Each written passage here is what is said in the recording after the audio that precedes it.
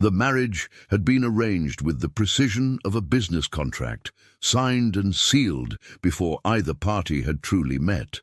Lady Evelyn Ashford stood at the altar in her ivory gown, her face a porcelain mask of composure, while Lord Adrian Blackwood recited vows with the mechanical efficiency of a man fulfilling an obligation. No one suspected that beneath the layers of silk and lace, Evelyn carried secrets etched into her very skin, marks of a past so brutal it had nearly destroyed her. And no one could have predicted that on this wedding night, when Adrian's fingers brushed against those hidden scars, everything they thought they knew about duty, honor, and each other would shatter like glass. If you're listening to this story, don't forget to click the like button, subscribe to the channel, and tell me in the comments from which part of the world you're listening to this story. I want to know how far it has traveled. The year was 1883, and London's elite whispered that the union between the Ashford and Blackwood families was the social triumph of the season. Lady Evelyn Ashford, at 22 years of age, possessed the kind of ethereal beauty that painters immortalized on canvas. Pale skin like moonlight, dark auburn hair that cascaded in careful ringlets, and eyes the color of stormy seas. Yet those who looked closely might have noticed how those eyes never quite met anyone's gaze, how her smile never reached beyond the practiced curve of her lips. She had been raised in Ashford Manor, a sprawling estate in the Cotswolds where every room echoed with the weight of ancestral expectations. Her father, the Earl of Ashford, was a man whose gambling debts had mounted like winter snow, silent and suffocating. Her mother had died when Evelyn was merely 14, leaving behind a daughter who learned too quickly that survival meant silence, that obedience was armor, and that a woman's worth was measured in her marriageability. The arrangement with Lord Adrian Blackwood had been negotiated over brandy and cigars in her father's study. Adrian was the second son of the Duke of Thornfield, a man of 30 years, with a reputation for cold pragmatism and shrewd business acumen. He had made his fortune in railway investments and needed a wife of proper breeding to solidify his position in society. The Ashfords needed his money to save their crumbling legacy. It was, by all aristocratic standards, a perfect match. Evelyn had met Adrian only 3 times before their wedding day. The first encounter had been at a garden party in Mayfair, where he had bowed over her hand with impeccable courtesy and discussed the weather with the enthusiasm one might reserve for reading a railway timetable. The second meeting occurred at the opera, where they sat in adjacent boxes and exchanged polite nods across the gilded distance. The third was at their engagement dinner, a formal affair where 50 guests watched them toast to a future neither had chosen. Adrian Blackwood was handsome in the severe way of marble statues, sharp cheekbones, dark hair swept back from a high forehead, and eyes of such pale grey they seemed to see through pretense to the uncomfortable truths beneath. He spoke little, observed much, and carried himself with the rigid posture of a man who had learned early that emotion was weakness. Society called him brilliant. His business associates called him ruthless. No one called him warm. The wedding ceremony at St. George's Church in Hanover Square had been a spectacle of white roses and whispered gossip. Evelyn had walked down the aisle on her father's arm, feeling the weight of her gown like chains, the veil obscuring her vision like a shroud.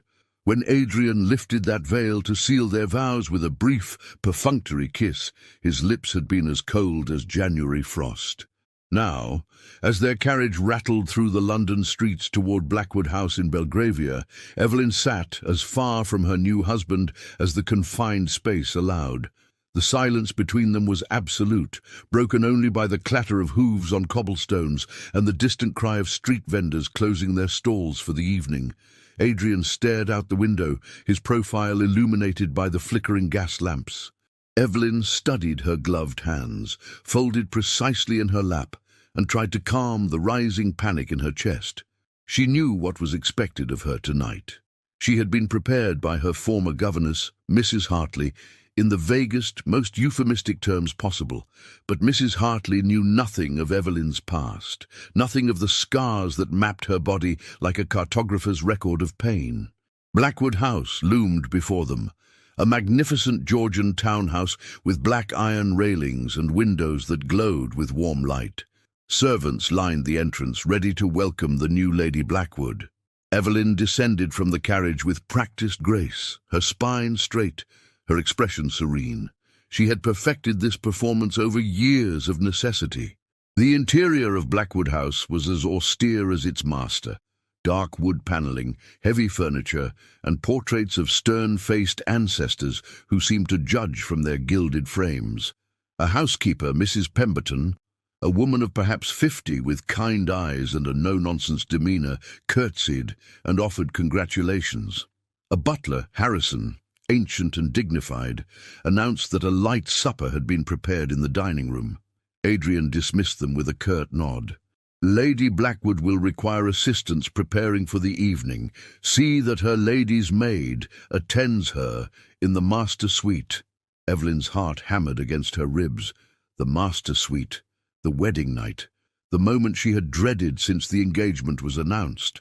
She was led up a grand staircase by a young maid named Lily, who chattered nervously about the house and the staff and how honoured they all were to serve the new mistress. Evelyn barely heard her. Her mind was calculating, planning, desperately searching for a way to navigate the night ahead without revealing the truth written on her skin. The master suite was opulent.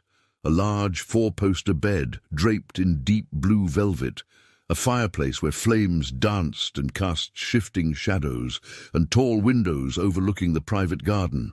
A dressing room adjoined the bedroom, and it was there that Lily helped Evelyn out of her wedding gown, unlacing the dozens of tiny buttons with patient fingers. "Shall I help you into your nightdress, my lady?" Lily asked, her cheeks pink with the awkwardness of the situation. "No," Evelyn said quickly, too quickly. She softened her tone. "Thank you, Lily. I can manage. You may go." The maid curtsied and departed, leaving Evelyn alone in the dressing room. She stood before the full-length mirror in her chemise and corset, her reflection a ghost in the candlelight. Slowly, with trembling fingers, she began to unlace her corset. As the garment fell away, she saw them, the scars that crisscrossed her back and shoulders, some thin and silvery with age, others still faintly pink. They were the legacy of her father's rage, delivered with a riding crop during his drunken fits, punishments for imagined disobediences, for existing as a reminder of his failures. She had learned to hide them carefully. High-necked gowns, shawls, strategic positioning. But tonight, there would be no hiding. Tonight, her husband would see everything, and she had no idea how he would react. Would he be disgusted? Would he send her back to her father in shame? Would he use this knowledge as leverage, as another form of control? Evelyn pulled on the silk nightdress that had been laid out for her, a beautiful thing of ivory lace and delicate embroidery, designed for seduction. It did nothing to conceal the marks on her skin. She wrapped a dressing gown around herself, tying it tightly, and stepped back into the bedroom. Adrian was already there, standing by the fireplace in his shirt sleeves, his jacket and cravat discarded. He held a glass of whiskey and stared into the flames with an expression she couldn't read. When he heard her enter, he turned, and for a long moment they simply looked at each other across the expanse of the room. "I suppose," he said finally, his voice low and carefully neutral, "we should discuss the expectations of this arrangement." Evelyn's throat tightened. "Of course, my lord." "Adrian," he corrected. "We are married now. Formality seems excessive." He took a sip of his whiskey. "I do not expect affection, Evelyn. I do not require protestations of devotion. What I do require is discretion, propriety, and in time, an heir. Beyond that, we may live our lives with minimal interference in each other's affairs." It was the coldest proposal of marriage she could imagine, and yet there was a strange relief in its honesty. No pretense of love, no false promises, just the brutal truth of their transaction. "I understand," she whispered.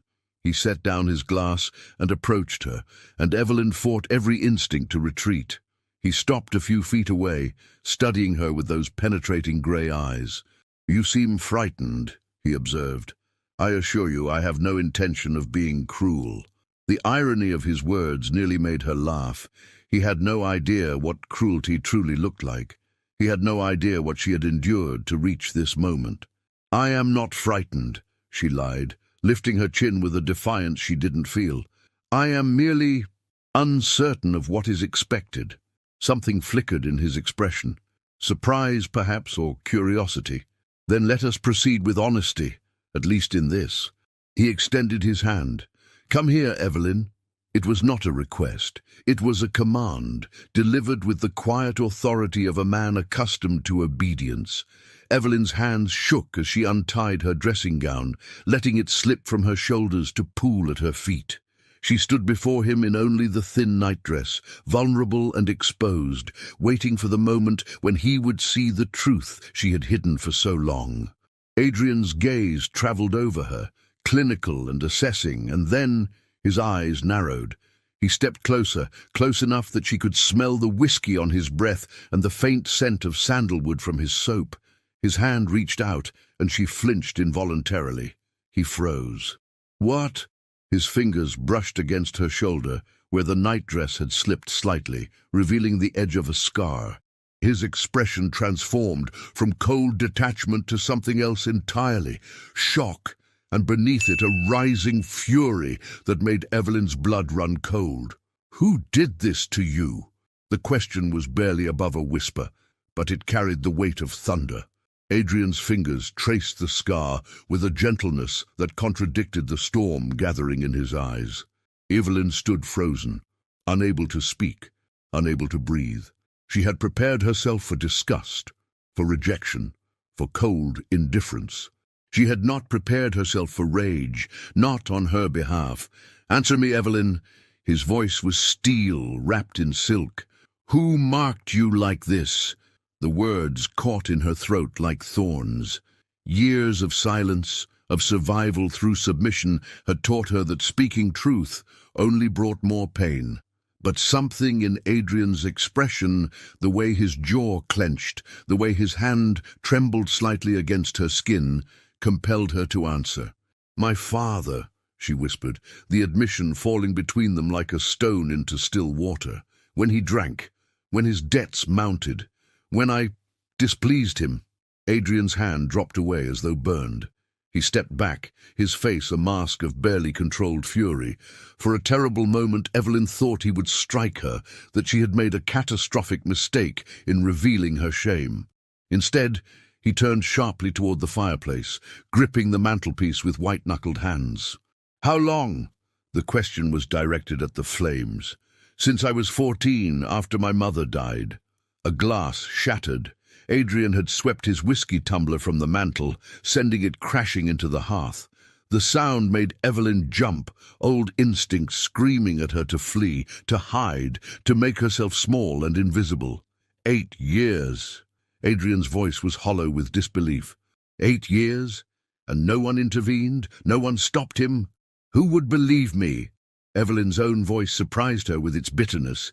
The Earl of Ashford, a respected peer of the realm, accused by his own daughter. I would have been called hysterical, ungrateful, mad.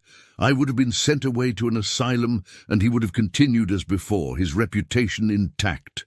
Adrian turned to face her, and she saw something in his expression she hadn't expected. Anguish. "And I," he said quietly, "negotiated with that monster for your hand, like you were livestock to be purchased. I paid him £30,000 to clear his debts and secure this marriage." The number struck Evelyn like a physical blow. £30,000.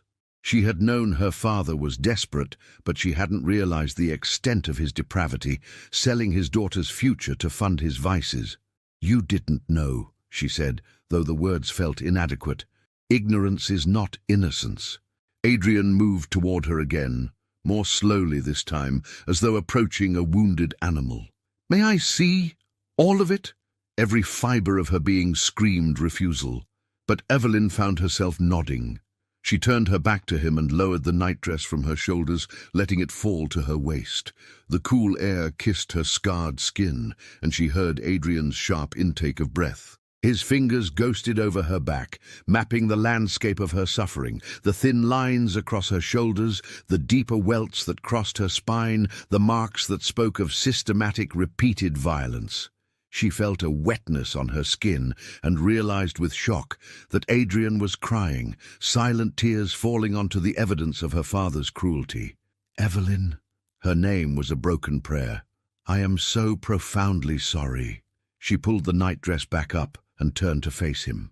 Adrian Blackwood, the man society called cold and unfeeling, stood before her with tears streaming down his face, his composure shattered completely.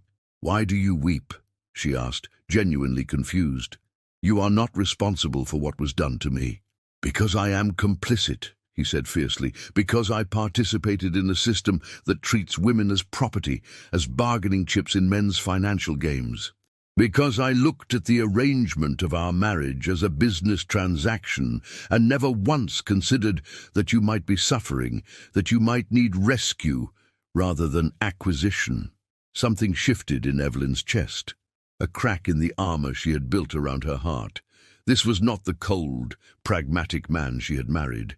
This was someone capable of empathy, of moral outrage, of caring about her pain. "What happens now?" she asked quietly. Adrian wiped his face with the back of his hand, visibly struggling to regain his composure. "Now," he said, his voice steadying, "we establish new terms. I will not touch you tonight, nor any night, until you explicitly wish it. This marriage may have been arranged, but I will not compound the violations you have already endured. You will have your own chambers prepared tomorrow. You will have autonomy over your days, your activities, your life. And your father," his voice hardened to granite, "will never come near you again. He will expect to visit," Evelyn warned. "He will expect access to your money, to your influence. Then he will be disappointed." Adrian's smile was cold and predatory. "I am very good at disappointing people who displease me, Evelyn. It is, in fact, one of my particular talents." For the first time in years, Evelyn felt something like hope unfurling in her chest. But hope was dangerous. Hope led to expectations, and expectations led to devastation when they were inevitably crushed. "Why are you being kind to me?" The question emerged smaller than she intended. Adrian looked at her for a long moment, his grey eyes searching her face. "Because kindness costs me nothing and may mean everything to you. Because I have spent my life building walls around my heart, and tonight, seeing what you have endured, those walls feel suddenly obscene. Because you deserve better than what you have been given, and while I cannot undo the past, I can perhaps make the future more bearable." He retrieved his jacket from where he had draped it over a chair and shrugged it on. "I will sleep in my study tonight. Tomorrow we will begin again, not as strangers bound by contract, but as two people attempting to build something resembling partnership from the ruins of an arranged marriage." He moved toward the door, then paused, his hand on the handle. "Evelyn, thank you for trusting me with your truth. I know what that cost you." Then he was gone, leaving Evelyn alone in the master suite with her racing thoughts and the dying fire. She sank onto the edge of the bed, her legs suddenly unable to support her weight. The wedding night she had dreaded had become something entirely unexpected. Not a violation, but a revelation. Not an ending, but perhaps, impossibly, a beginning. She touched her shoulder where Adrian's tears had fallen, and for the first time since her mother's death, Lady Evelyn Blackwood allowed herself to cry, not from pain or fear, but from the overwhelming relief of being seen, truly seen, and not turned away in disgust. Outside the bedroom window, London slept beneath a blanket of fog and gaslight. Inside, a woman who had learned to survive began tentatively to imagine what it might mean to live. The night stretched long and sleepless. Evelyn lay in the enormous bed, staring at the canopy above her, replaying every moment of the evening. Adrian's rage on her behalf, his tears, his promise of autonomy. It felt too good to be true, and experience had taught her that things too good to be true usually were. But as dawn broke over Belgravia, painting the sky in shades of rose and gold, Evelyn made a decision. She would accept Adrian's offer of partnership. She would step carefully, guardedly into this new life. And she would discover whether the man she had married was truly different from the monsters she had known, or simply better at hiding his cruelty. Either way, she would not be passive. She would not be silent. She had survived her father's brutality. She would survive whatever came next. The morning after her wedding night arrived with unexpected gentleness. Evelyn woke to find sunlight streaming through the tall windows and a breakfast tray waiting on the table beside her bed. Fresh scones, strawberry preserves, tea still steaming in a delicate porcelain pot. A note rested against the teapot, written in precise, angular handwriting. "I have business matters to attend to this morning. Mrs. Pemberton will assist you in settling into the house. The blue drawing room has been prepared as your private sitting room. Use it as you wish." A. Evelyn traced the single initial with her fingertip, studying the bold stroke of the pen. Even his handwriting spoke of control and precision. She ate slowly, savoring the simple pleasure of a meal taken without fear, without her father's unpredictable presence looming over the table. When Lily arrived to help her dress, the young maid's eyes were bright with curiosity barely contained. "Begging your pardon, my lady, but the master gave instructions that you're to have complete freedom of the house. He said you're to explore as you please and make any changes you desire." "Did he?" Evelyn felt that dangerous flutter of hope again. "Oh, yes, my lady, and he's asked Mrs. Pemberton to introduce you to all the staff properly, so everyone knows you're the mistress here now." Lily's smile was genuine and warm. "We're all so pleased to have a lady in residence again. The house has felt rather cold without one."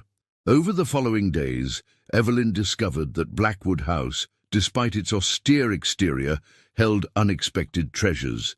The library was magnificent, 3 floors of books reaching toward a domed glass ceiling, with rolling ladders and comfortable reading chairs positioned near tall windows. She found volumes on history, philosophy, science, and literature in multiple languages. Adrian, it seemed, was a voracious reader. The blue drawing room that had been designated as hers was lovely, decorated in shades of azure and cream, with a pianoforte in one corner and a writing desk positioned to catch the afternoon light. Fresh flowers appeared daily, arranged by Mrs. Pemberton, who proved to be a woman of quiet competence and surprising warmth. But Adrian himself remained elusive. He left early for his offices in the city and returned late, taking his dinner in his study. They passed each other occasionally in hallways, exchanging polite greetings that felt increasingly absurd given the intimacy of what he knew about her. Evelyn couldn't decide if he was giving her space or avoiding her entirely. On the 5th day of her marriage, a visitor arrived who would change everything. Evelyn was in the library, absorbed in a volume of Wordsworth's poetry, when Mrs. Pemberton announced, "Lady Thornfield to see you, my lady." Evelyn's heart seized. Lady Thornfield, Adrian's mother, the Duchess. She had not attended the wedding, claiming illness, though Evelyn suspected the truth was simpler: disapproval of her son's choice of bride. The woman who swept into the library was formidable, tall and regal, with silver-streaked dark hair and the same penetrating grey eyes as her son. She wore black silk, still in mourning for the Duke who had died 2 years prior, and carried herself with the absolute authority of someone who had never been denied anything. "So," Lady Thornfield said without preamble, "you are the girl my son purchased to legitimize his position in society." Evelyn rose from her chair, her spine straight, despite the insult. "I am Lady Evelyn Blackwood, yes, your son's wife." "His wife in name." The Duchess circled her like a predator assessing prey. "Tell me, girl, what exactly did the Earl of Ashford offer along with your hand? What dowry accompanied such a hasty arrangement?" "I believe that is a question better directed at my husband, Your Grace." Lady Thornfield's eyebrows rose. You have a tongue, at least. I wondered if you were simply a pretty, empty-headed ornament. She settled into a chair without invitation. Sit down, child. I did not come here to torment you, despite appearances. Evelyn sat cautiously, her hands folded in her lap. My son, the Duchess continued, has always been difficult to understand.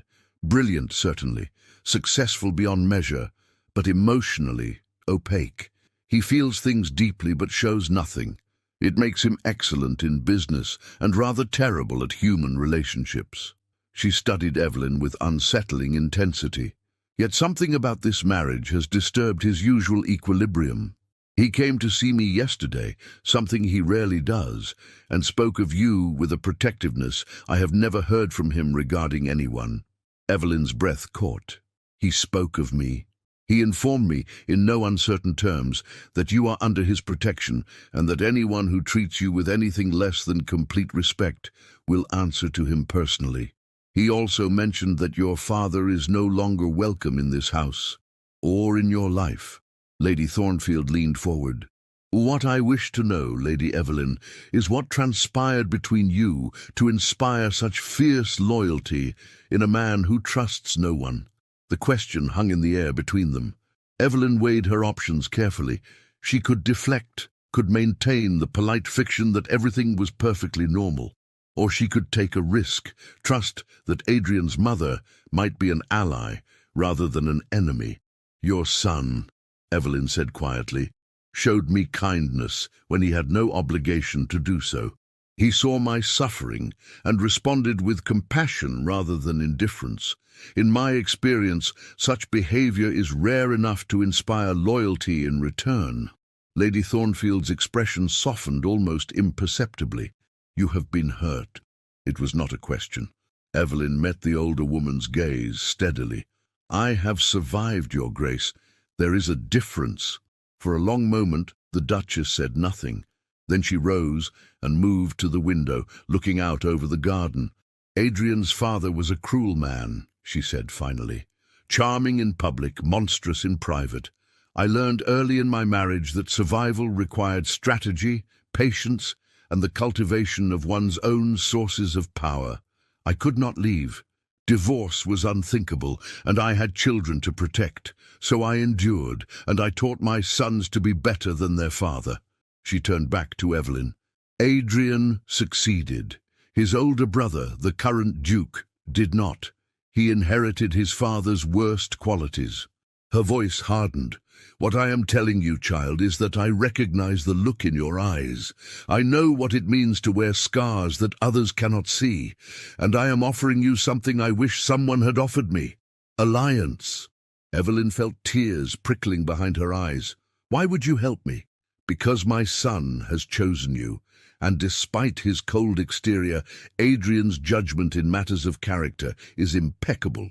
Because I see potential in you that you have not yet recognized in yourself. And because women of our class must help each other survive the cages we are born into. Lady Thornfield extended her hand. Will you accept my friendship, Evelyn? Evelyn stood and took the offered hand, feeling the firm, warm grip of genuine connection. Yes, Your Grace. Gratefully. Excellent. Then we begin your education immediately. The Duchess's smile was sharp and knowing. You are now Lady Blackwood, wife of one of London's most influential men. That position carries power if you know how to wield it. I will teach you how to navigate society, how to build alliances, how to transform from victim to victor. Are you willing to learn? Yes, Evelyn breathed, feeling something fierce and bright kindling in her chest. Yes, I am. Over the following weeks, Lady Thornfield became a constant presence in Evelyn's life. She arrived each afternoon with lessons in deportment, conversation, and the subtle arts of social manipulation. She taught Evelyn which families held real power versus those who merely pretended, which hostesses could make or break a reputation, and how to read the undercurrents of any gathering. Society is a battlefield, the Duchess explained during one lesson, and reputation is your armor. You must be beyond reproach in public, while cultivating genuine relationships in private. You must appear gracious while being strategic. You must smile while calculating your next move. Evelyn proved an apt pupil. Years of reading her father's moods to avoid his violence had honed her observational skills. She learned quickly, absorbed everything, and began to feel a sense of purpose she had never experienced before. Adrian observed these changes with quiet approval. He began joining Evelyn for dinner several evenings a week, and their conversations evolved from stilted politeness to genuine discourse. They discussed books, politics, philosophy. Adrian was surprised to discover his wife's sharp intellect and quick wit. Evelyn was surprised to find her husband possessed a dry sense of humor and unexpected depths of feeling beneath his controlled exterior. One evening, as they sat in the library after dinner, Adrian said, "My mother tells me you are a remarkable student." "Your mother is a remarkable teacher," Evelyn replied, looking up from her book. "She also tells me you have not left the house since our wedding." Adrian's tone was carefully neutral. "Are you afraid to be seen in public because of your father?" Evelyn considered the question honestly. "Partially, but also because I am not yet ready. Your mother is preparing me, but I need more time before I face society as Lady Blackwood." "Take all the time you need," Adrian said, "but know that when you are ready, I will stand beside you. No one will dare slight you while you are under my protection." Their eyes met across the space between their chairs, and something unspoken passed between them, understanding, respect, and the first fragile threads of something that might, eventually, become trust. 3 months after her wedding, Lady Evelyn Blackwood made her debut into London society at the Duchess of Pembroke's Autumn Ball, one of the most prestigious events of the season. She descended from the Blackwood carriage in a gown of deep emerald silk that Lady Thornfield had commissioned specifically for the occasion. The dress was cut to perfection, with long sleeves and a high neckline that concealed her scars while emphasizing her graceful figure. Diamonds glittered at her throat and ears, Adrian's wedding gift finally worn for the first time. Adrian stood beside her, resplendent in black evening dress, and offered his arm. "Are you ready?" he asked quietly. Evelyn took a steadying breath. Through the open doors of Pembroke House, she could hear music and laughter, could see the glittering crowd of London's elite. Somewhere in that crowd would be her father, who had been sending increasingly desperate letters demanding money and access. Letters Adrian had intercepted and burned without showing her. "I am ready," she said, and meant it. They entered together, and the announcement rang out. Lord Adrian Blackwood and Lady Evelyn Blackwood. Heads turned. Conversations paused. Evelyn felt the weight of hundreds of eyes assessing her, judging her, measuring her worth. She lifted her chin and smiled with the serene confidence Lady Thornfield had drilled into her, and walked into the ballroom like she owned it. The Duchess of Pembroke, a formidable woman in purple silk, greeted them warmly. "Lady Evelyn, how delightful to finally meet you properly. Adrian has been hiding you away like a miser hoards gold." My wife has been settling into her new life," Adrian replied smoothly. "I saw no reason to rush her into the circus of society before she was ready." "How considerate," the Duchess said, though her eyes sparkled with curiosity. "You must allow me to introduce her around. There are so many people eager to make her acquaintance." But what followed was a whirlwind of introductions: viscounts and their wives, members of Parliament, wealthy industrialists, and society matrons who controlled the guest lists that determined one's social standing. Evelyn navigated each conversation with the skills Lady Thornfield had taught her, asking intelligent questions, offering thoughtful observations, and revealing just enough personality to be interesting without being scandalous. She was speaking with Lady Catherine Ashworth, a prominent hostess known for her literary salon, when she felt Adrian stiffen beside her. Following his gaze, she saw her father across the ballroom. The Earl of Ashford looked diminished somehow, his face florid, and his evening clothes slightly shabby. He was speaking with a group of gentlemen who looked distinctly uncomfortable, clearly trying to extract himself from a conversation they did not wish to continue. When his eyes found Evelyn, his expression transformed into something predatory and desperate. He began moving toward them through the crowd. "Shall I have him removed?" Adrian asked, his voice dangerously soft. "No," Evelyn said, surprising herself with her own calm. "Let him come. I am not the frightened girl he knew, not anymore." The Earl reached them, his smile oily and false.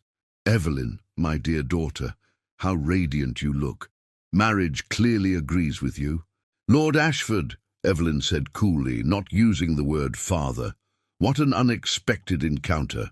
His smile faltered slightly. "Surely you are not still angry about our little misunderstanding? I have written to you multiple times without response." "There was no misunderstanding," Evelyn said clearly, aware that Lady Catherine and several others were listening with barely concealed interest. "And my husband handles all correspondence on my behalf. If your letters went unanswered, it was by design." The Earl's face darkened. He turned to Adrian. "Blackwood, surely you do not approve of this disrespect. A daughter owes her father nothing when that father has forfeited all claim to respect or affection through his own actions." Adrian interrupted, his voice cutting like a blade. "You sold your daughter to clear your debts, Ashford. You have been paid. That transaction is complete. You have no further business with my wife or with me." The Earl's face purpled with rage. "You dare speak to me this way? I am an Earl of the realm. And I am a man with considerable influence and even more considerable resources," Adrian said softly, stepping closer to the older man. "I suggest you consider carefully before making a scene. I know things about your financial situation, your gambling debts, and your other indiscretions that would make fascinating reading in the society pages. Do we understand each other?" The threat hung in the air between them. The Earl looked from Adrian to Evelyn, and she saw the moment he recognized that his power over her was truly broken. His daughter was no longer alone and vulnerable. She was protected by a man who would not hesitate to destroy him. "This is not over," the Earl hissed. "Oh, but it is," Evelyn said, her voice steady and clear. "You will leave this ball. You will not approach me again. And you will accept that I am no longer yours to control or to hurt. Goodbye, Lord Ashford."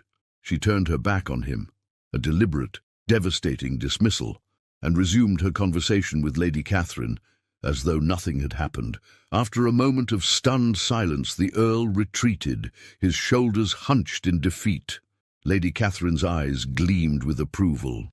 "My dear Lady Evelyn, you must attend my next salon. I have a feeling you will fit in beautifully with our circle." The rest of the evening passed in a blur of triumph. Word of the confrontation spread through the ballroom with the speed of wildfire, and Evelyn found herself suddenly surrounded by people eager to make her acquaintance. The narrative that emerged was deliciously scandalous. The brave young bride standing up to her tyrannical father, protected by her devoted husband. Society loved nothing more than a dramatic story, and Evelyn had just provided them with one. As the evening drew to a close, Adrian led her onto the dance floor for a waltz. It was the first time they had danced together since their wedding, and Evelyn was acutely aware of his hand at her waist, the warmth of his palm against hers. "You were magnificent tonight," Adrian said, as they moved through the steps. "I have never been more proud to call someone my wife." Evelyn looked up at him, seeing genuine admiration in his grey eyes. "I could not have done it without you, without your protection, your support." "You underestimate yourself," Adrian interrupted gently. "The strength was always yours, Evelyn. I merely provided the circumstances for you to recognize it." Something shifted between them in that moment, something profound and irreversible. The careful distance they had maintained, the polite formality that had characterized their marriage, began to dissolve. Evelyn felt it in the way Adrian's hand tightened slightly at her waist, in the way his eyes held hers with an intensity that made her breath catch. "Adrian," she began, not knowing what she wanted to say. I know, he said softly. I feel it too. The waltz ended, but they remained standing together on the dance floor for a heartbeat longer than necessary, neither willing to break the connection. The spell was broken by the arrival of Lady Thornfield, resplendent in black silk and diamonds, her smile sharp with satisfaction. Well done, both of you. That performance was worthy of the stage. The Earl of Ashford has already departed, looking thoroughly defeated, and you, my dear Evelyn, are now the most talked-about woman in London. Is that good or bad? Evelyn asked. In society, my dear, being talked about is always good, provided the narrative is favourable. And tonight, you controlled the narrative beautifully. The Duchess turned to her son. Adrian, Lord Pemberton wishes to speak with you about a railway investment. I will keep Evelyn company. Adrian bowed and departed, leaving Evelyn alone with her mother-in-law. Lady Thornfield linked her arm through Evelyn's and guided her toward a quiet alcove, away from the crowd. I must tell you something, the Duchess said, her tone serious. Your father is a desperate man, and desperate men are dangerous. Tonight was a victory, but it may provoke him to more drastic measures. You must be vigilant. What could he possibly do? Evelyn asked. Adrian has made it clear that I am under his protection. He could spread rumours, manufacture scandals, attempt to damage your reputation in ways that even Adrian's influence cannot entirely prevent. Lady Thornfield's expression was grave. I do not say this to frighten you, child, but to prepare you. The battle is not over. It has merely entered a new phase. Evelyn nodded slowly, absorbing this wisdom. Then I will be ready for whatever comes. Good girl. Lady Thornfield squeezed her arm affectionately. Now, let us rejoin the festivities. You have a reputation to solidify and alliances to build. The night is young, and you, my dear, are just beginning to discover your power. As they returned to the ballroom, Evelyn caught sight of herself in one of the tall mirrors that lined the walls. The woman reflected there was almost unrecognizable from the frightened bride of 3 months ago. This woman stood tall, her eyes bright with confidence, her smile genuine. This woman was Lady Evelyn Blackwood, and she was no longer anyone's victim. She was, she realized with a thrill of exhilaration, becoming someone entirely new, someone strong, capable, and unafraid. And beside her stood a husband who saw her not as property to be owned, but as a partner to be respected. The future, for the first time in her life, looked bright with possibility. The weeks following the Pembroke Ball brought a flurry of invitations, afternoon teas, literary salons, charity committees, and dinner parties. Evelyn found herself welcomed into circles that had previously been closed to her, not because of her family name, but because of who she was becoming. Lady Catherine Ashworth's salon proved particularly rewarding, introducing her to writers, artists, and progressive thinkers who valued intellect over pedigree. It was at one of these gatherings that Evelyn met Dr. James Whitmore, a physician who had recently returned from studying advanced surgical techniques in Vienna. He was a man of perhaps 40, with kind eyes and a passion for improving medical care for London's poor. When he learned of Evelyn's interest in social reform, he invited her to visit the charitable clinic he had established in Whitechapel. Many ladies of quality support our work financially, Dr. Whitmore explained, but few have the courage to see firsthand the conditions we are trying to ameliorate. If you are serious about making a difference, Lady Blackwood, I would welcome your involvement.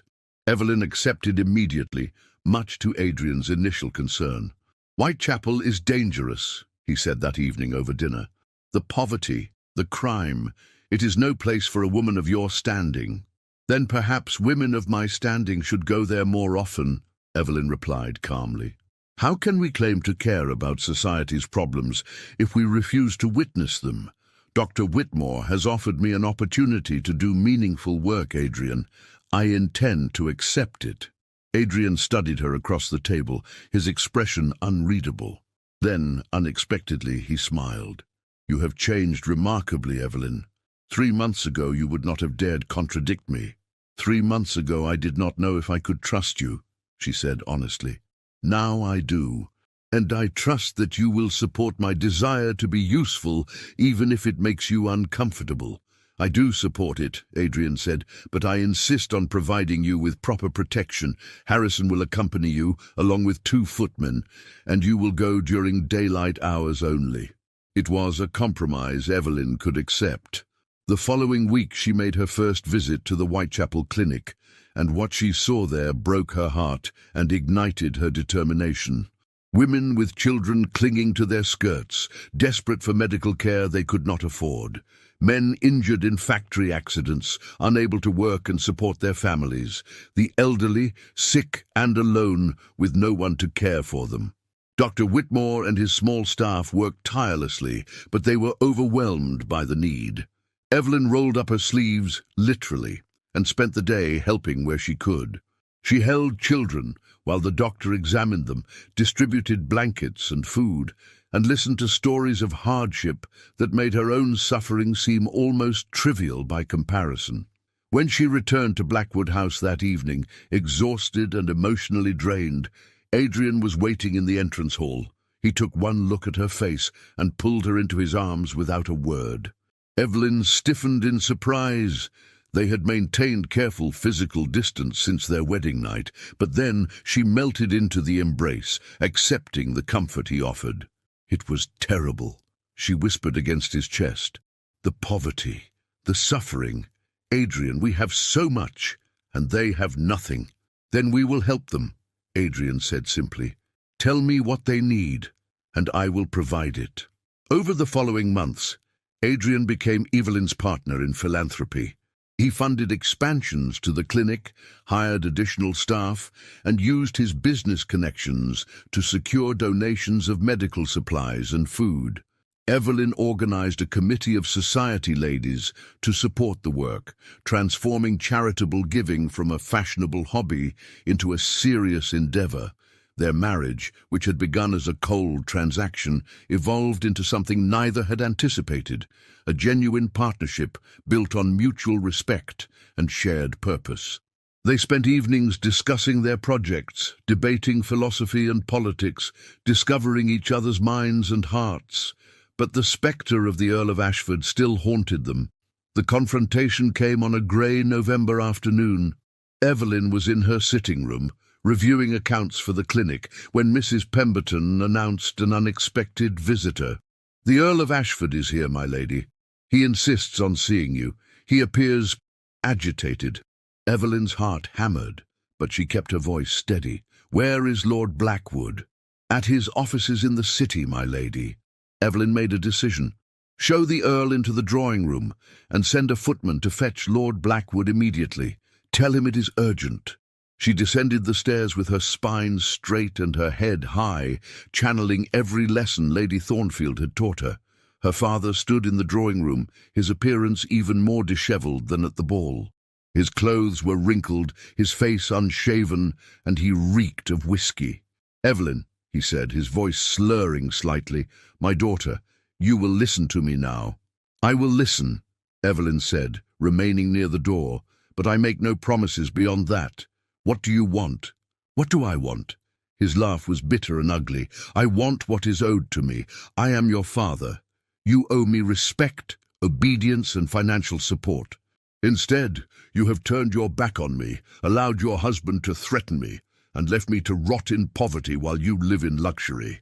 "You sold me," Evelyn said, her voice cold and clear. "You took £30,000 from Adrian to clear your gambling debts. That money was payment in full for any obligation I might have owed you. We are finished." "We are not finished!" The Earl lurched toward her, and Evelyn saw the familiar rage building in his eyes, the same rage that had preceded so many beatings. "You are my daughter, my property, and you will do as I command." He raised his hand to strike her, and Evelyn did not flinch. She stood her ground, meeting his eyes with steady defiance. "Touch me," she said softly, "and you will regret it." The blow never landed. Adrian appeared in the doorway like an avenging angel, moving with shocking speed to intercept the Earl's arm. He twisted it behind the older man's back, forcing him to his knees with controlled violence. "You were warned," Adrian said, his voice deadly calm. "You were told to stay away from my wife. You chose not to listen."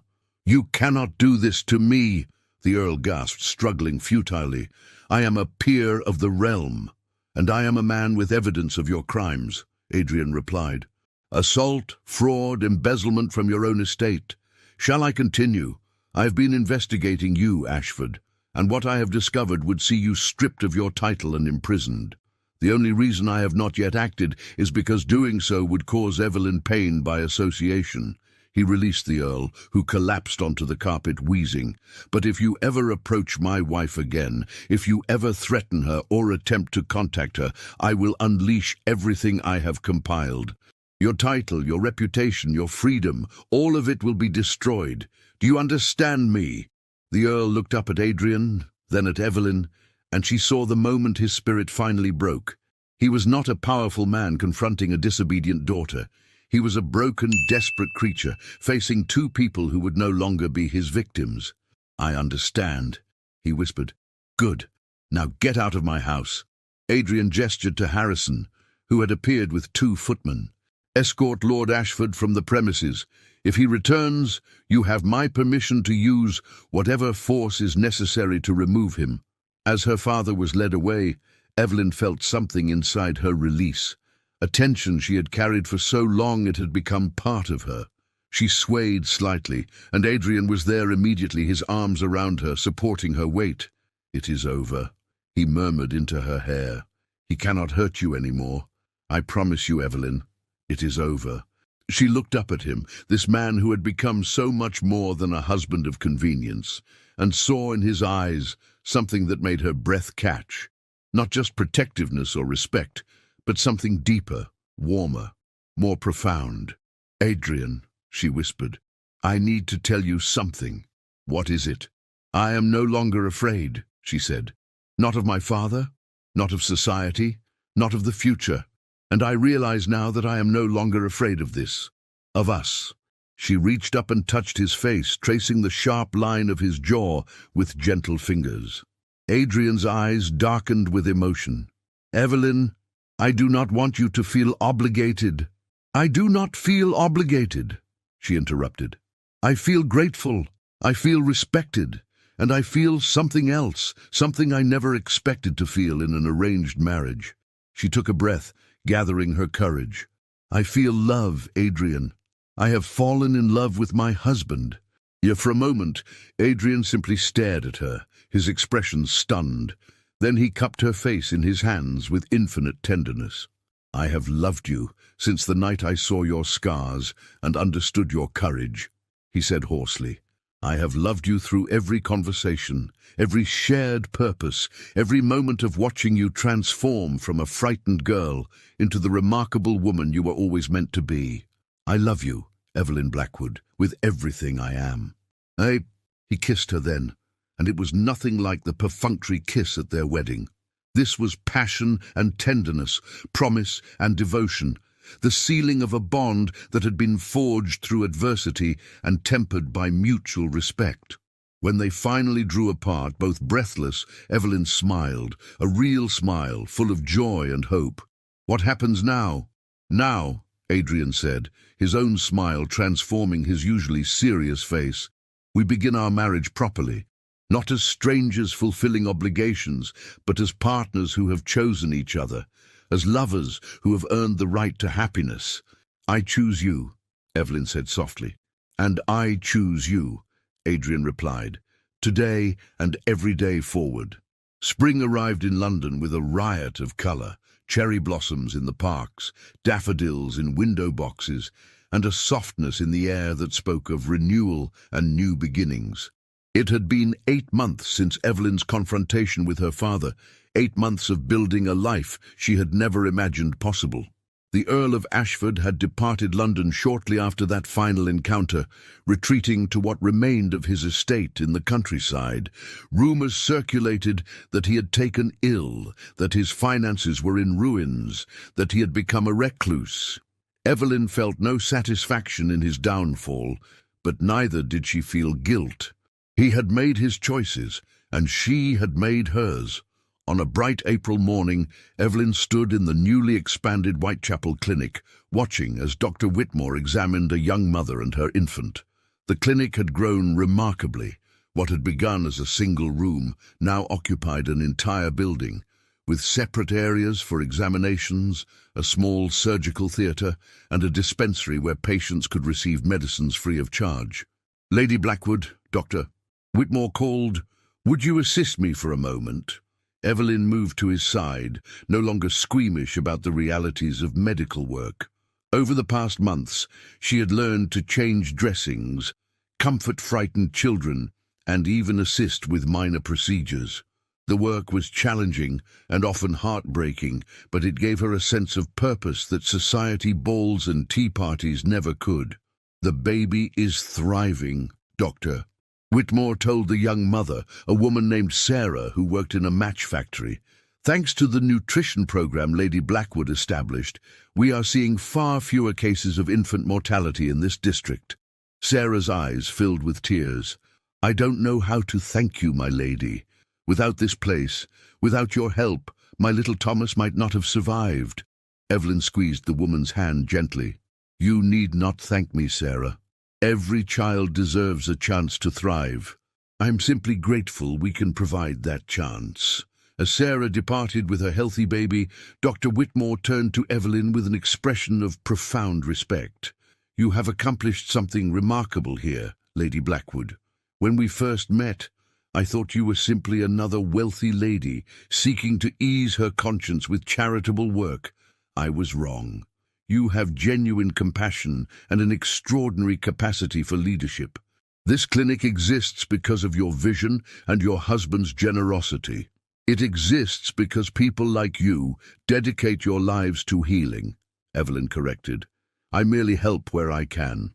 "You do far more than that," a familiar voice said from the doorway. Evelyn turned to find Adrian standing there, elegant and slightly out of place in his expensive tailoring amid the clinic's humble surroundings. Her heart still skipped when she saw him, even after months of marriage. Perhaps, especially after months of marriage, now that she knew the depth of his character, the warmth beneath his controlled exterior. "Adrian, I did not expect you until this evening. I finished my meetings early and thought I might escort my wife home." He moved to her side, his hand finding hers naturally. "Dr. Whitmore, I trust all is well?" "More than well, Lord Blackwood. Your wife is performing miracles here. She has a talent for that," Adrian said, his eyes on Evelyn's face. "It is one of the many reasons I love her." Even after months of hearing such declarations, Evelyn felt warmth bloom in her chest. Their marriage had transformed into something beautiful, a partnership of equals built on respect, shared purpose, and genuine affection. They had moved beyond the trauma of their beginnings into something neither had dared hope for: happiness. As they travelled home in the carriage, Adrian said, "I have news. The railway expansion we have been planning, the board has approved it. We will be extending lines into 3 new counties, which means jobs for thousands of workers and improved transportation for goods and people." "That is wonderful," Evelyn said. "You have worked so hard on this project." "We have worked hard," Adrian corrected. "Your insights about the social impact, your suggestions for worker protections, those were instrumental in securing the board's approval. You are as much a part of this success as I am." Evelyn leaned her head against his shoulder, marveling at how natural such intimacy had become. "Do you remember our wedding night?" she asked softly. "How terrified I was, how certain I was that marriage would be another form of imprisonment."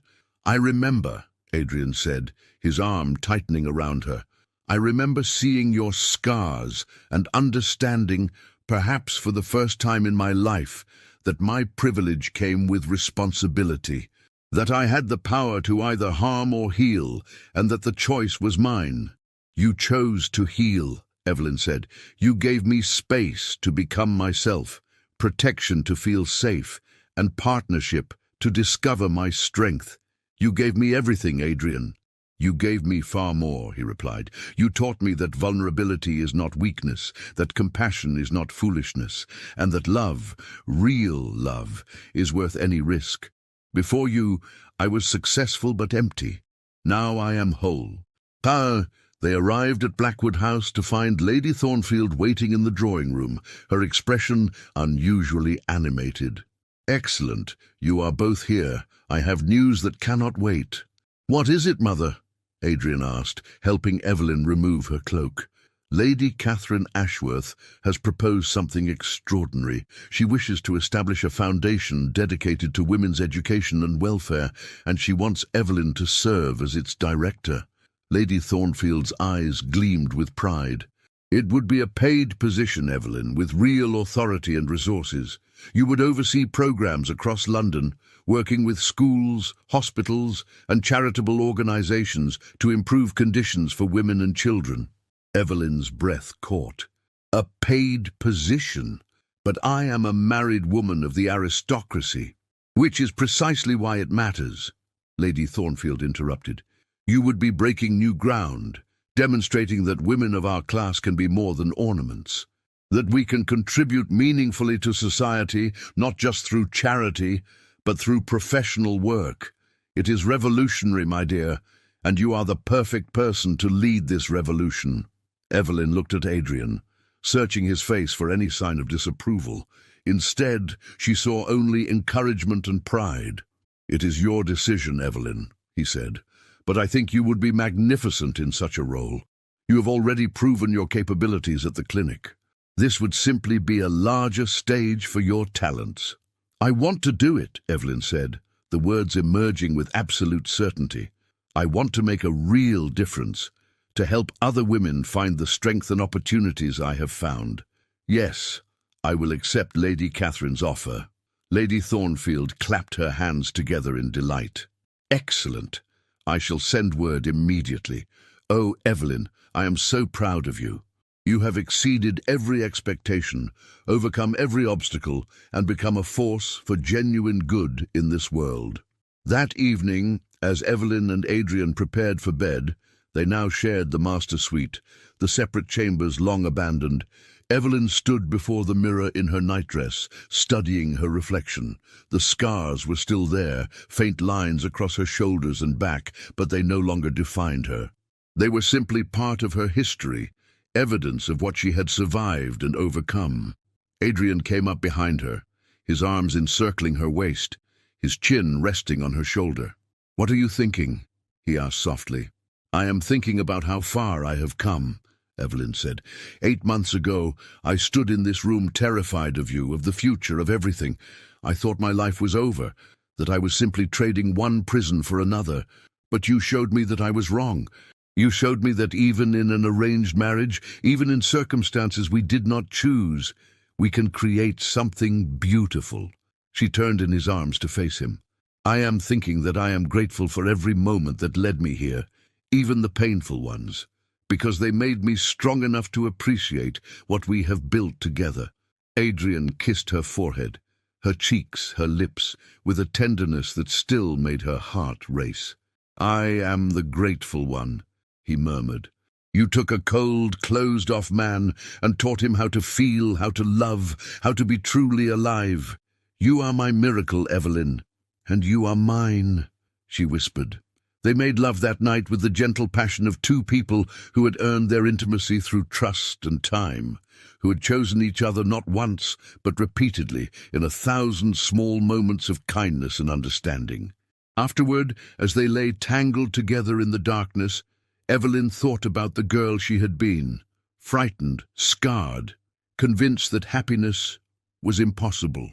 That girl would never have believed that such joy existed, that love could be real and lasting, that she could become someone powerful and purposeful. Adrian, she said into the quiet. Yes, my love, thank you for seeing me. Not just the surface, not just the scars, but the person I could become. Thank you for giving me the space and safety to bloom. You were always going to bloom, Evelyn, Adrian replied, his fingers tracing lazy patterns on her arm. You just needed soil that nourished rather than poisoned you. I am honored to have provided that soil, but the strength, the beauty, the growth, that was always yours." Evelyn smiled in the darkness, feeling a contentment so profound it brought tears to her eyes. She had survived her father's cruelty. She had transformed a loveless arrangement into a genuine partnership. She had found purpose, power, and love in the most unexpected places. And tomorrow, she would begin her new role as director of the Women's Education and Welfare Foundation, using her position and resources to help other women find their own paths to freedom and fulfillment. The future stretched before her, bright with possibility, and for the first time in her life, Lady Evelyn Blackwood was not afraid of what it might hold.